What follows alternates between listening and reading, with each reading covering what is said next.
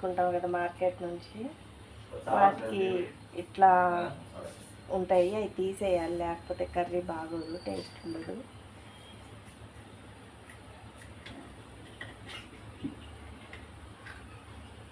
ఇట్లా అన్నీ తీసేసుకోవాలి.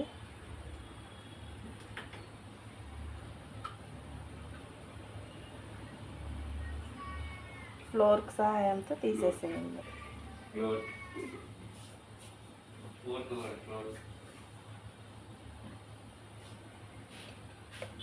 ఇట్లా తీసేసిన తర్వాత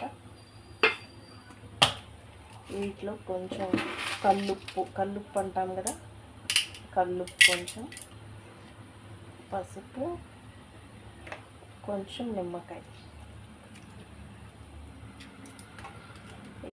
హాయ్ అండి, ఇవాళ నేను రొయ్యల కర్రీ వండుతున్నాను. ఫస్ట్ ఆయిల్ పోసుకున్నాను, తర్వాత రొయ్యలు వేసుకున్నాను. ఫ్రై అవ్వనివ్వండి.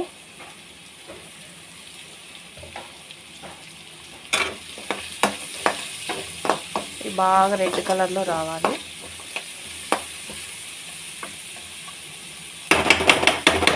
ఈలోపు మనం టమాటాలు ఒక 3 మిక్సీ పట్టేసుకుందాం.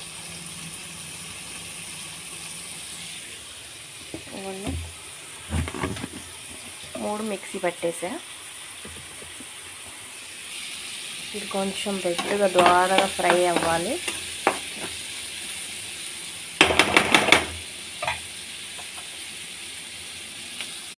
హాయ్ అండి, ఇక లాస్ట్ కొత్తిమీర వేసేసాను. రొయ్యల కర్రీ అయితే అయిపోయింది. అసలు మామూలుగా కుదరలేదండి, సూపర్గా ఉంది. మీరు కూడా ట్రై చేయండి. కుదరకపోతే ఒకసారి నాకు మెసేజ్ పెట్టండి, మళ్ళీ చెప్తా. Okay, bye.